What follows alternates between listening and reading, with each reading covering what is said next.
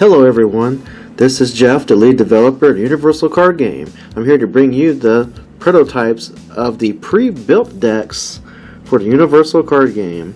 As promised from the Facebook page, we're going to get started on showing you some of the prototypes that we got printed, and also just to prove to you that they're from the factory. I got two of them in to shrink wrap to show. So the first deck we got printed is the Throne of Ra deck, and this is the demon deck that focuses on searching your deck. I'm going to try to keep the glare down to as much as possible, but some things that were wrong with this initial prototype is, I don't know if you can see it very good, but the edges get jacked up pretty bad. So this deck's only been played like a handful of times, and it already has noticeable wear on some of the cards. So poor Noodles here, she's got some edging going on here. Look with the naked eye just to keep some of the glare down, but there's a lot of damage on some of the cards, so yes, that's not very good. This is on the cheapest paper that they offer at the printing press, so that may have a little bit to do with it. One other thing that's up with the initial prototype is the back of the cards.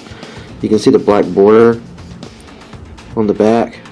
This is the infamous card back, by the way. This is something you don't get to see very often on the website, but the cards do have a back on them. When we offered a Lackey CCG plugin, the back is very much visible on there. But one thing that's about the back is this gray border here.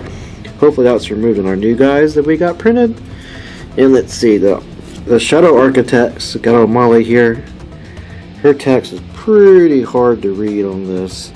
And if you look at the StarCat logo in the corner, it's almost, you can barely see the cat's tail. The tail curls over the cat's head, so it's pretty jagged. The text on the artist is kind of hard to read on a lot of the cards, not just Molly here, but her text box is one of the harder ones to read. I bet if I hold it in a frame like this, it'd be almost virtually impossible to read it. So we use a tool to actually convert the card images from their what's called a vector into what's called a raster, which is basically like a picture file. So the tool that I used basically made the text really hard to read.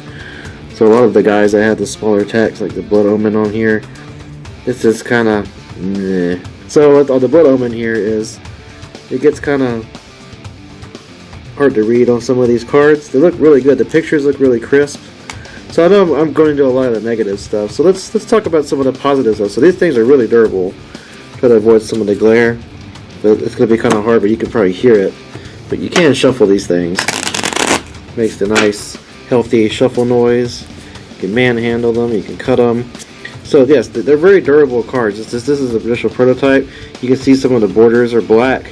That's to do with the Shadow Architect frame layout being a different color. But it's richer in tone because it focuses more on the character. So that's going to be present on our new ones as well. Here's the fish himself, Azkara. Looking good, looking good. Some of the cards that had this size of font look really good compared to some of the ones that had the smaller font. The demons, unfortunately, have a lot of text on them. So good old Noodles here is a good example of a card that has good sized text. But again, she got a little bit beat up. Let me see if I can find one of them that has a lot of damage on it, because some of these guys got really damaged. And again, this deck's only been played a handful of times, but it's on the cheapest paper. So that may have something to do with it too. So let me just find one real quick. Yeah, the standard resources are looking pretty rough. So here we go. I don't know if you can see it. Looking through the viewfinder, I don't see it. Here's the light. Here's the glare. See that scratch? Yeah, that's a fingernail, and it just left a giant, massive gash mark on the card. So oof, it's rough. And just to do some comparison, got a good old Card Critic classic, the Shivan Dragon. It's good old Noodles, little mascot here. So, ta-da, not endorsed by Magic the Gathering. This is just for comparison purposes. So yeah, it's the same size. This is my original Shivan Dragon. My very first video I made on YouTube involved the little Shivan. I did a little review, quotes on quotes, but he's beat up. He's bad. That's a classic card right there, but it looks pretty good. You know, side by side, they look pretty presentable. I mean, yeah, you got super anime going on in our game, but it's okay. It's just a different generation. Times go on and on. There's a lot of different art styles in the Universal card game. Like, this isn't super anime. It's more of a comic style. Super thanks goes out to Val for drawing this for us. You can see this damage on the card. That's visible through the viewfinder. So yeah, so don't buy super cheap paper, but it's pretty good to see how the colors look, because the colors are pretty much vibrant. So we're going to hopefully get some of this stuff addressed with the new ones that I'm going to open up for us. So yeah, so straight into it. Not even going to cut. This is purely improvised, so you know that it's real. So here's the shrink wrap, glare included. My computer chirping in the background. So hey, let's get this stuff off here. So yeah, so coming straight out of the pack. So basically we got mommy and you got daughter. So these are the new ones. These are on the higher grade paper. We used the actual photo editing tools to convert the cards over. So hopefully we'll get a lot better product here. So let's just get half of it. So this is the Draconin deck. They were good. You should try them out when the game comes out. But one thing that's really noticeable is these guys are a lot thicker. Much thicker. I like it a lot so far, the thicker paper. Let's see. We can compare. I don't know you, but they look how much richer the colors are on the newer ones too. So yeah, we're getting some good stuff here. But when we get the next deck, we'll compare the two Molly Hollies side by side, because they're the same. It's the same deck. It's the demon deck again. So this is the new deck, the Draconin one. So it looks astoundingly good. Dark Armored Charmin. He's super good. Only can run one in your deck. But it looks great. The borders look a lot better. Not nearly as gray and washed out as they were before. Text looks a lot cleaner. You can see on the logo, you can actually see the cat's tail now. You can read the artist information a lot better. Me and my wife drew this. Excellent. Another picture by our friend Val. Looks awesome. This is Reptor. He basically puts a card into one of your free effect zones, and you get to play it after 4 turns. So it makes anything free, if you're able to wait for it, that is. So that's pretty neat. So yeah, these are looking good so far. Draconin Time Killer, looking awesome. Well, little baby dragon. The Count, the Draconin Soul Taker, he counts the amount of epic characters you have out, so he's got the nickname The Count. It's pretty funny. Here's the Draconin Reaver. Very good card to have in any Draconin deck. And the Fledgling Draconin, this is a typo that I need to fix on the website still. But looking good, super good card. Basically makes something that's being played for some cheapo alternate cost to buy another card, like Ballad. Makes it blow up. Like, nope, not getting that for free. This card looks really good on the new paper. I really like it. Okay, let's see. Void Feeder Tyrant. Let's put some of these down. Soul to Draw. Yeah, this is looking good. Let's look at the back. So on the back, yeah, there we go. See, you don't see that border anymore. See how the border's not there anymore? It's kind of hard to do this with the viewfinder, but yeah. You don't see the actual card border anymore on there. Just a fluff. That's good. Yeah, and they're not damaged yet. Haven't played them. We'll make another update video when they get played a couple times just to see how they wear. They wear and tear. Got out of focus on there. Good stuff. Good stuff. Good stuff. Let's look at some more of these guys. So let's go into talking about how these decks are going to work. Alright, so basically the pre-built decks, that's what we're going to call them, pre-built decks.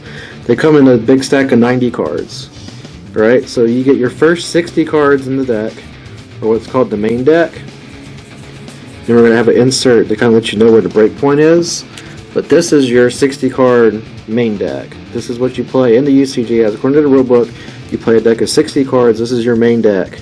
As stated, this is it pre-built. We're gonna have a little insert of how to run it on the website. There's a little brief overviews how to play these type of decks. This is the Dragon Master deck. And then you get a 20 card sideboard, because in your sideboard in a Universal card game, you get to keep 20 cards on the side to use between matches, and it also contains your tokens. So here's your 20 card side. This is your sideboard here. In the Draconin deck, you need to have the Shadow Architects in your sideboard in order to use Electro Dark Summons. But these are the cards you can switch out in between matches. So that's basically like a standard. This is the real deck too, might I add. Like, this Dragon Master deck is the good Dragon Master deck. You don't have to buy like 50 of these to get a good deck. Like, generally when you buy a pre-constructed deck, it comes pre-built with the idea in general, but you gotta buy a lot more cards for it. This deck is the real deck. You can unshrink wrap this. Hopefully I'll have a box later on, later renditions, and you can play this. This is a tournament worthy deck. And then addition to your 20 card main deck, a 60 card main deck, 20 card sideboard, you have 10 alternate cards, extra deck cards. So what these cards do is they let you kind of play around with the idea of and the theme of the deck. So these are 10 cards that you can play optionally. So if you don't like the cards that we gave you and the 80 that you can play, you can look through these 10 and you can swap them out. And to make sure you keep your deck at 60 and your sideboard at 20.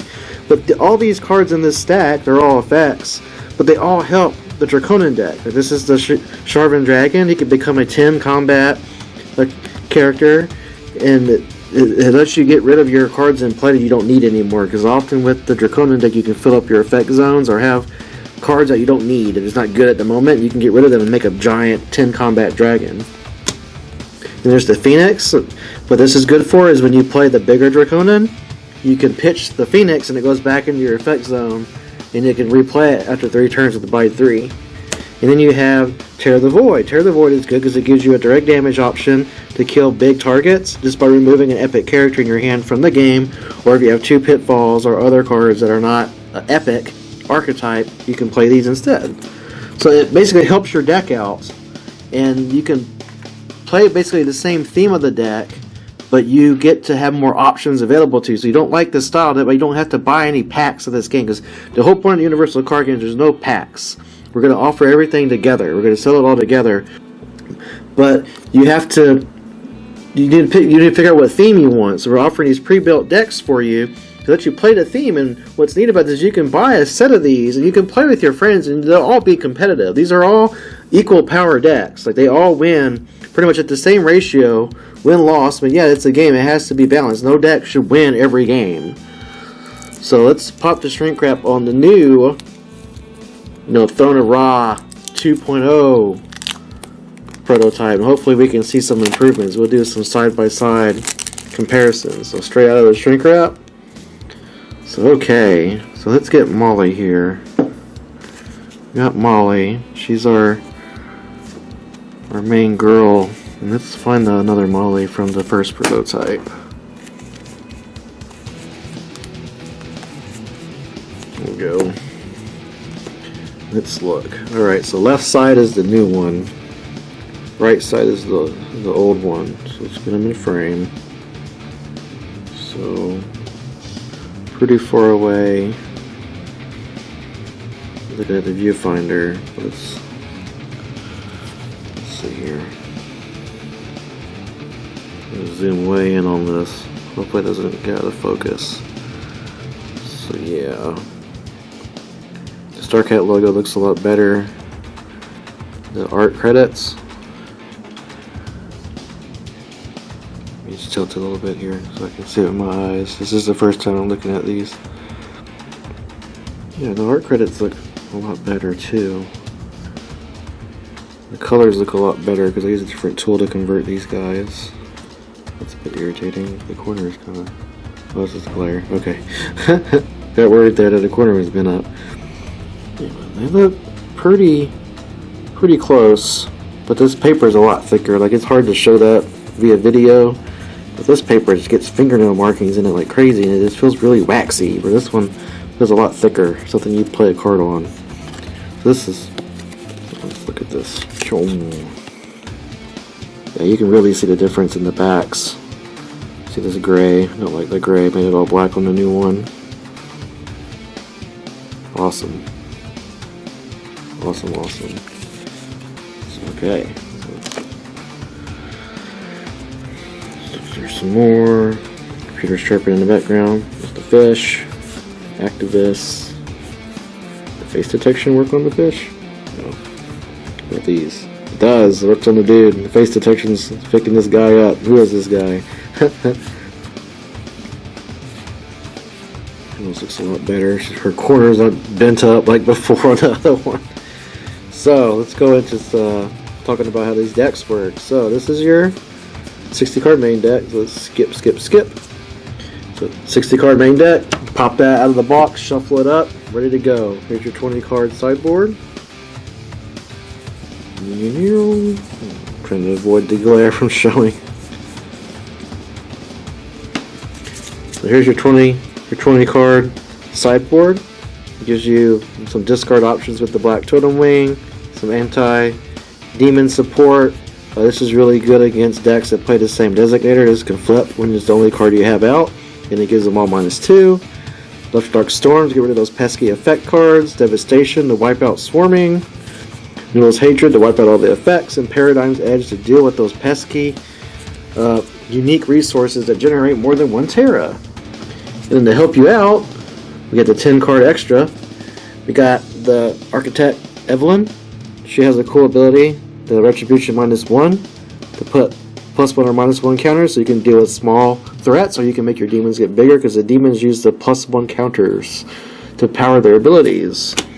Give you the Master, the big demon himself. You can search for this card with Demonic Temptation. You can also Ballad of She for it. And then there's one more card you can play, whether this pretty much wipes out all the other characters in play, and it's really hard to kill it.